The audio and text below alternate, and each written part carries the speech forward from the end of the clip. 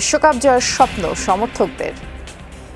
তখনই হচ্ছে ইংল্যান্ড একটা গোল দিছে, তখন তো কলিজাটা পুরো সিঁড়ি গেছিল। এটা জানতাম যে লাস্টে আর্জেন্টিনা কামব্যাক করবে, so we are so happy. Messi goal goal goal goal! ঐতিহাসিক জুলাই শহীদ দিবসে রায়েরবাজার গণকবরস্থানে শ্রদ্ধা নিবেদন। গণ অভ্যুত্থানের চেতনায় সবাইকে নিয়ে এগোবে সরকার, বললেন মুক্তিযুদ্ধ মন্ত্রী। পাবনার আতাইকুলায় বাস অ্যাম্বুলেন্স সংঘর্ষে দুজন নিহত। বড় পর্দায় আর্জেন্টিনার খেলা দেখে বাসায় ফেরার পথে উত্তরায় দুর্ঘটনায় 2 সাংবাদিকের মৃত্যু।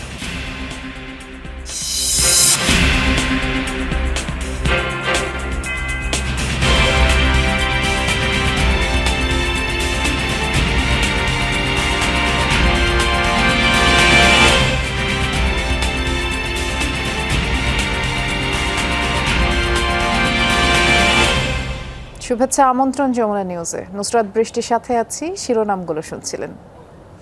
আবারও ফুটবল বিশ্বকাপের ফাইনালে আর্জেন্টিনা। ডিফেন্ডিং চ্যাম্পিয়নদের রুদ্ধশ্বাস লড়াইয়ে দুর্দান্ত প্রত্যাবর্তন। তাদের বিজয় উচ্ছ্বাসে মাতোয়ারা আর্জেন্টিনা ভক্তরা। রাজধানীর বিভিন্ন স্থানের মতো ঢাকা বিশ্ববিদ্যালয়ে বড় পর্দায় খেলা দেখতে ভিড় করেন হাজারো ফুটবল প্রেমী। খেলা শেষে রাজধানী যেন পরিণত হয় উৎসবের শহরে।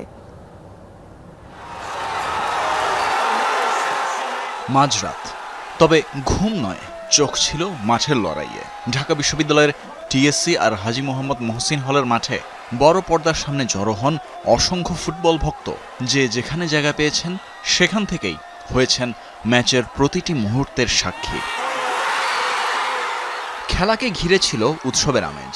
নীল সাদা আর্জেন্টিনার জার্সি, পতাকা আর ভুজেলা বিক্রিতে ছিল বাড়তি ব্যস্ততা। প্রিয় দলের জার্সি গায়ে আর হাতে পতাকা নিয়ে খেলা উপভোগ করেন সমর্থকেরা।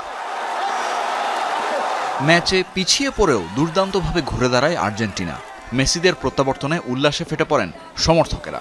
তাদের ভাষায়, চ্যাম্পিয়নরাই কঠিন মুহূর্তে নিজেদের সেরাটা দেখাতে জানে। শুরু থেকে লাস্ট অবধি অনেক দুর্দান্ত ছিল। যখনই হচ্ছে ইংল্যান্ড একটা গোল দিছে, তখন তো কলিজাটা পুরো সিঁড়ি গেছিল। এটা জানতাম যে লাস্টে আর্জেন্টিনা কামব্যাক করবে, so we are so happy. England lead নেওয়ার পরও আমরা পরবর্তীতে 2টা গোল দিয়ে জিতে নিয়েছি আমাদের ম্যাচ। শেষ বাঁশি বাজতেই শুরু হয় উদযাপন। প্রিয় দলের জয় স্লোগানে মুখর হয়ে ওঠে পুরো এলাকা।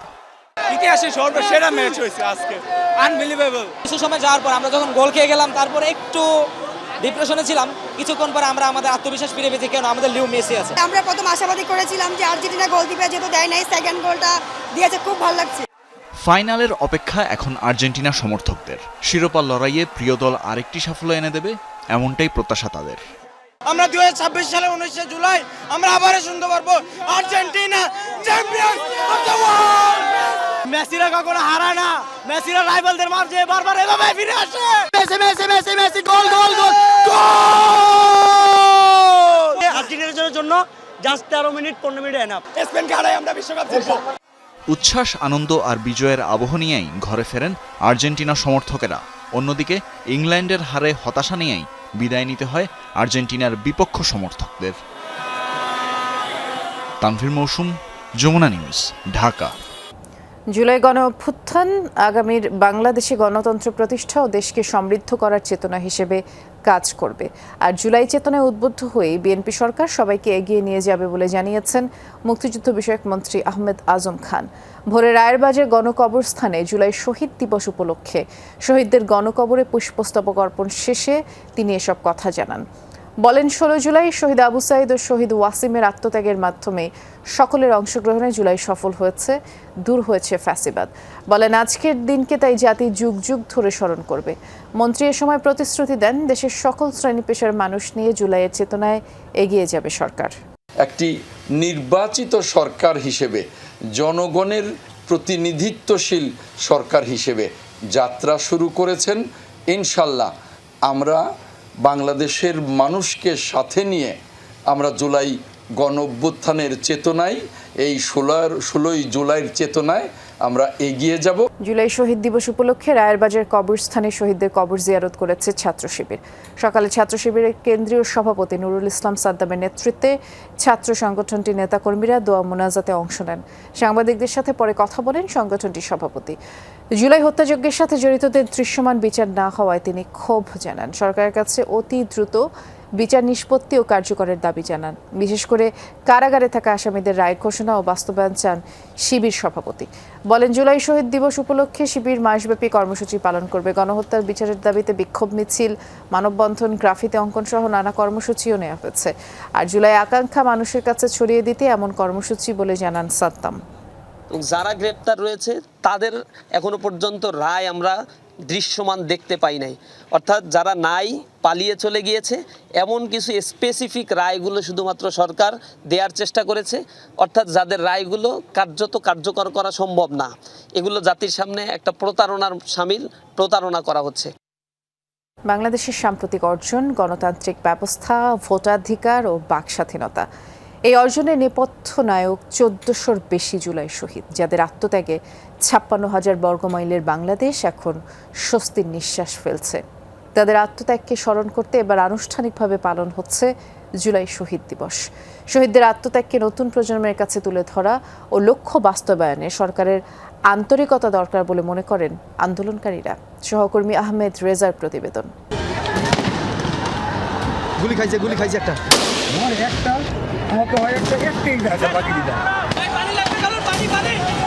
আমি বিধবা, আমার কি বিধবা হওয়ার বয়স হয়েছে বলেন?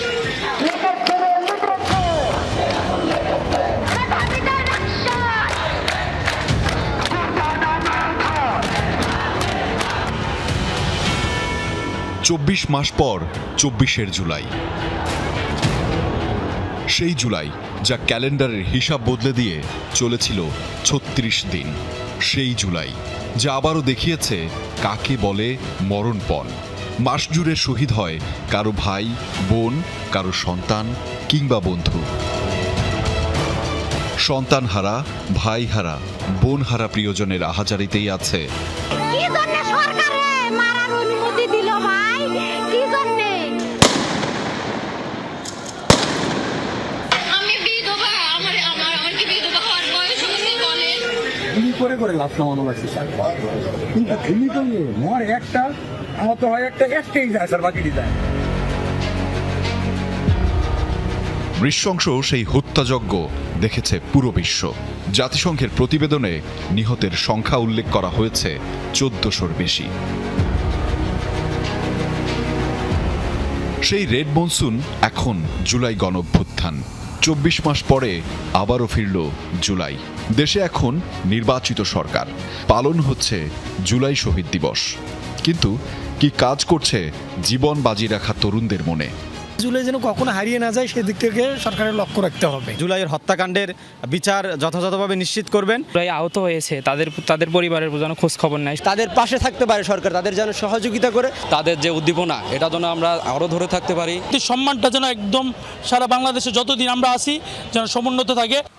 সামনে থেকে যারা আন্দোলন এগিয়ে নিয়েছিলেন তাদের ভাবনাতেই বা কি কাজ করছে? আত্মত্যাগীর সহপাঠী চাওয়া পূরণে কি করছেন তারা? রাষ্ট্র কাঠামোয় যে আমরা পরিবর্তন চেয়েছিলাম, কাঠামোগত জায়গায় পরিবর্তন আসে নাই।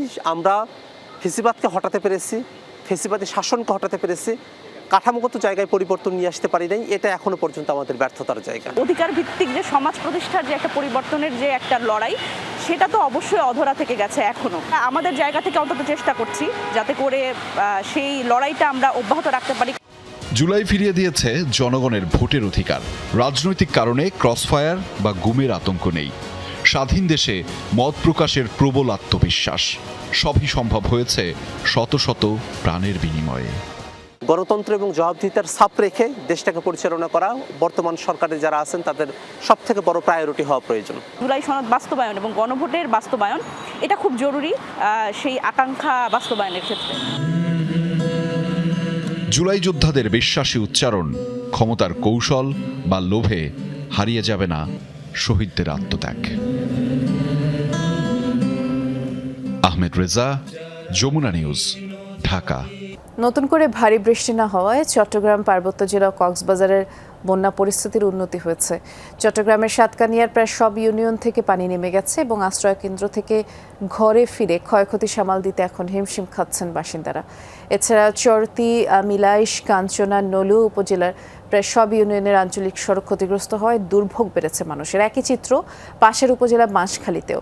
পানি নেমে গেলেও বাড়িঘর, ফসলি জমি ও সড়ক ব্যাপক ক্ষতিগ্রস্ত হয়েছে। বান্দরবানেও বেশিরভাগ নিম্নাঞ্চল থেকে পানি নেমে গেছে। সাঙ্গু, মাতামুহুরী, বাঁশখালী নদীর পানি বিপদসীমার নিচ দিয়ে প্রবাহিত হচ্ছে। কক্সবাজারেও নিম্নাঞ্চল থেকে পানি নেমে গেছে, তবে এখনও ফসলি জমি থেকে পানি নামেনি। রাঙামাটির বেশিরভাগ এলাকা থেকে পানি নামলেও নিচু এলাকা এখনও জলাবদ্ধ। দুর্গত এলাকায় খাবার ও বিশুদ্ধ পানির সংকট রয়েছে।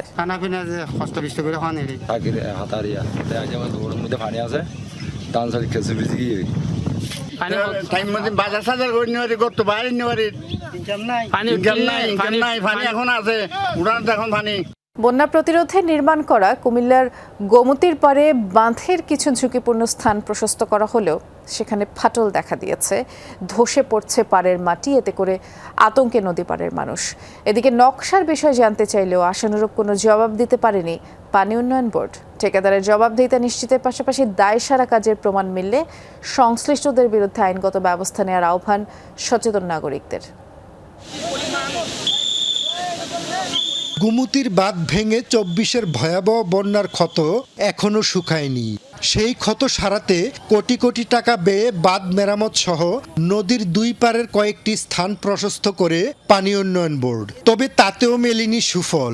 কাজ শেষ হতে না হতেই টানা বৃষ্টিতে বুড়িচংয়ের বুরবুরিয়া সহ কয়েকটি স্থানে বাঁধে দেখা দেয় ফাটল, ধসে পড়ছে মাটি। মাটি ফালানোর পরে দিয়ে বৃষ্টি আসার পরে জলটা আছে না, এদিক দিয়ে যাইতে ভেঙে পড়ছে। মাটি ফালানোর পরে চাপছে না, বুঝলেন না চাপাতে আবার বৃষ্টি হয়েছে, প্রচুর বৃষ্টি, মানে ঘরে পানি ভেঙে দিতেছে। স্থানীয়দের অভিযোগ, সংশ্লিষ্টদের নজরদারি না থাকায় ঠিকাদারি প্রতিষ্ঠানের লোকজন অপরিকল্পিতভাবে নদীর পার ঘেঁষা স্থান থেকেই মাটি কেটে বাঁধ মেরামত করে। এছাড়া দায়সারা কাজের ফলে আবারও ভাঙন আশঙ্কায় গোমতী পাড়ের মানুষ। প্রত্যেকটা জায়গার বেড়িবাঁধের কাজ করা হয়েছে বেড়িবাঁধের নিকট থেকে মাটি নিয়ে, দূর থেকে না এসে উপরের কাছ থেকে কাটা আসছে। এটা কোনো উচিত না। এটা ডাইরেক্ট যদি একটু পানি বাড়ে ডাইরেক্ট ভাঙিয়া পড়ে যাইব। ক্ষণিকের জন্য উপকার, কিন্তু ভবিষ্যতে এটা আরো মজবুত করে করলে খুব সুবিধা হইতো এবং সুন্দর হইতো।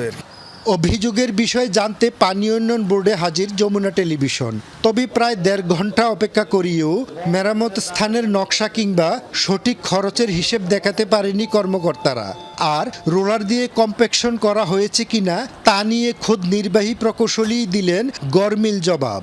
বাঁধের পাশে আমাদের বেশ কিছু একরকৃত ভূমি রয়েছে, তো সেখান থেকে আমরা মাটিটা নর্মালি নিয়ে বাঁধের মেরামত কার্যক্রম করে থাকি। জিনিসটা ভেঙে যাচ্ছে, ওই মুহূর্তে তো আমি ডিজাইন অনুযায়ী কাজ বাস্তবায়ন করতে পারবো না। আমার তো আগে জিনিসটা করতে হবে, প্রোটেক্ট করতে হবে, তাই না? ডিজাইন অনুযায়ী কাজটা যখন আপনার ধরুন শুষ্ক মৌসুম থাকে তখন ওই অনুযায়ী কাজ করতে হয়। সচেতন নাগরিকরা বলছেন, বন্যা প্রতিরোধ বাঁধ নির্মাণে শুধু মাটি ফেললেই হয় না, নির্ধারিত প্রকৌশল নকশা অনুযায়ী প্রতিটি স্তর ভালোভাবে কম্প্যাকশন, ঢাল সংরক্ষণ এবং ঠিকাদারের জবাবদিহি নিশ্চিত করা জরুরি। এছাড়া বর্ষা মৌসুমে ঝুঁকিপূর্ণ অংশে সার্বক্ষণিক নজরদারি চালানোর উপরেও জোর দেন তারা। প্রি কনস্ট্রাকশন অবজারভেশন এবং পোস্ট কনস্ট্রাকশন অবজারভেশনের মধ্যে সমন্বয় করতে পেরেছি কিনা, যাদের মাধ্যমে অনিয়ম সংঘটিত হয়েছে তাদের বিষয়ে যদি এক ধরনের ব্যবস্থা গ্রহণ করেন, সেক্ষেত্রে আমার মনে হয় এই ধরনের অনিয়ম ভবিষ্যতের এই ধরনের অনিয়মের পুনরাবৃত্তি হবে না এবং জনগণ যে কোনো ধরনের পটেনশিয়াল ক্যাটাস্ট্রফি থেকে জনগণ রক্ষা পাবে। উন্নয়ন কাজ সুষ্ঠুভাবে পরিচালনার দাবি গোমতী পাড়ের বাসিন্দাদের। খোকন চৌধুরী, যমুনা নিউজ, কুমিল্লা। পাবনার বাস ও অ্যাম্বুলেন্সের মুখোমুখি সংঘর্ষে 2 জন নিহত হয়েছেন, 2 জন আহতও হয়েছেন। সকালে ঢাকা পাবনা মহাসড়কের আতাইকুলা এলাকায় দুর্ঘটনা ঘটে। পুলিশ জানায়, বৃহস্পতিবার সকালে রাজশাহী থেকে একটি মরদেহ নিয়ে অ্যাম্বুলেন্সটি পাবনার সাঁথিয়া উপজেলার মাহমুদপুর এলাকায় যাচ্ছিল। পথে পাবনা সদরের আতাইকুলা সুরাডাঙ্গি করইতোলা এলাকায় পৌঁছালে ঢাকা থেকে পাবনাগামী যাত্রীবাহী বাস পাবনা এক্সপ্রেসের সাথে মুখোমুখি সংঘর্ষে অ্যাম্বুলেন্সের চালক রাজ ও অ্যাম্বুলেন্সে থাকা রোগীর স্বজন বুলু খাতুন ঘটনাস্থলে নিহত হন। আর আহতদের পাবনা জেনারেল হাসপাতালে ভর্তি করা হয়। দুর্ঘটনা কবলিত বাস ও অ্যাম্বুলেন্সটিকে জব্দ করেছে পুলিশ। রাজধানীর উত্তরায় সড়ক দুর্ঘটনায় 2 সাংবাদিক নিহত হয়েছেন। ভোররাতে দুজন একই মোটরসাইকেলে বড় পর্দায় বিশ্বকাপ ফুটবল খেলা দেখে বাসায় ফিরছিলেন। উত্তরার জসিমউদ্দিন মোড় থেকে রাজলক্ষ্মীর মাঝামাঝি এলাকায় পৌঁছালে একটি বাস চাপা দেয় তাদের। পরে কুর্মিটোলা জেনারেল হাসপাতালে নেওয়া হলে কর্তব্যরত চিকিৎসক দুজনকে মৃত ঘোষণা করেন। নিহতরা হলেন দৈনিক প্রাণের বাংলাদেশের স্টাফ রিপোর্টার মোহাম্মদ রবিউল আলম রাজু এবং সংবাদ দিগন্তর স্টাফ রিপোর্টার সাকিবুল হাসান। দুর্ঘটনার কারণ ও জড়িত বাস শনাক্তে কাজ করছে আইনশৃঙ্খলা বাহিনী। ইরান জুড়ে অব্যাহত আছে যুক্তরাষ্ট্রের হামলা। গুরুত্বপূর্ণ বন্দর ও কৌশলগত এলাকাগুলো টার্গেট হয়েছে। জোরালো হামলা হয়েছে কেশমদ্বীপ, বন্দর আব্বাস, সাবাহার বন্দরে। রাজধানী তেহরান লক্ষ্য করে ছোঁড়া হয় ড্রোন ক্ষেপণাস্ত্র। কেশমদ্বীপে হামলায় ক্ষতিগ্রস্ত হয় একটি শিল্প কারখানা এবং সাবাহারের একটি নৌ ওয়াচ টাওয়ারে আঘাত হানে মিসাইল। দক্ষিণ পশ্চিমাঞ্চলীয় শহর আহওয়াজে ক্যান্সার হাসপাতালের কাছে আঘাতের পর বিধ্বস্ত হয় মার্কিন ক্ষেপণাস্ত্র। খোররামবাদ, খোন্দাবেও শোনা গেছে বিস্ফোরণের আওয়াজ। যুদ্ধবিরতির পর ইরানে চালানো সাম্প্রতিক হামলায় প্রাণহানি বেড়ে 35 জনে দাঁড়িয়েছে। দিকে পাল্টা হামলায় জর্ডান, বাহরাইন, কুয়েত টার্গেট করেছে ইরানের বিপ্লবী বাহিনী IRGC। ইরাকের এরবিল লক্ষ্য করেও 5টি ড্রোন ছুড়েছে। মার্কিন কনসুলেটের কাছে ভূপাতিত হয় একটি। একই শহরে মার্কিন ঘাঁটির কাছে বিধ্বস্ত হয় 2টি ড্রোন। ইরানের সাথে সংঘাতের মাঝে সৌদি আরব ও কুয়েতকে সামরিক সহায়তা দিতে যাচ্ছে যুক্তরাষ্ট্র। উপসাগরীয় দেশ দুটির কাছে $2 বিলিয়ন বেশি অস্ত্র বিক্রির অনুমোদন দিয়েছে ওয়াশিংটন। এক বিবৃতিতে বিষয়টি জানিয়েছে মার্কিন স্টেট ডিপার্টমেন্ট। প্রস্তাব অনুযায়ী শুধু সৌদি আরবের কাছে বিক্রি করা হবে $1.96 বিলিয়ন অস্ত্র। এর আওতায় রকেটের জন্য ব্যবহৃত APKWS সিস্টেমের সর্বোচ্চ 20,000 গাইডেন্স সেকশন পাবে রিয়াদ। এর মধ্যে লঞ্চার, ওয়ারহেড, খুচরা যন্ত্রাংশ, প্রশিক্ষণ ও লজিস্টিক সহায়তা অন্তর্ভুক্ত। এদিকে কুয়েতের জন্য রাখা হচ্ছে $484 মিলিয়ন প্যাকেজ। এতে C-17 কার্গো বিমানের রক্ষণাবেক্ষণ কার্যক্ষমতা বজায় রাখতে প্রয়োজনীয় যন্ত্রাংশ, সফটওয়্যার, প্রশিক্ষণ, লজিস্টিক সেবাও অন্তর্ভুক্ত রয়েছে। মার্কিন প্রেসিডেন্ট ডোনাল্ড ট্রাম্পের হামলা জোরদারের হুমকির পর প্রতি ইঞ্চি ভূখণ্ড রক্ষার ঘোষণা দিলেন ইরানের প্রেসিডেন্ট মাসুদ পেজেশকিয়ান। মঙ্গলবার এক সাক্ষাৎকারে ইরানিদের ঐক্যবদ্ধ থাকার আহ্বানও জানিয়েছেন তিনি। আমরা ইরানের ভূখণ্ডের প্রতিটি ইঞ্চি রক্ষা করব। আমাদের প্রথম পদক্ষেপ হলো অভ্যন্তরীণ ঐক্য বজায় রাখা। তাই সমাজে বিভাজন ও মতভেদ সৃষ্টি করতে পারে এমন যে কোনো বার্তা বা বক্তব্য আমাদের এড়িয়ে চলতে হবে। আর এটি এখন সবচেয়ে গুরুত্বপূর্ণ বিষয়।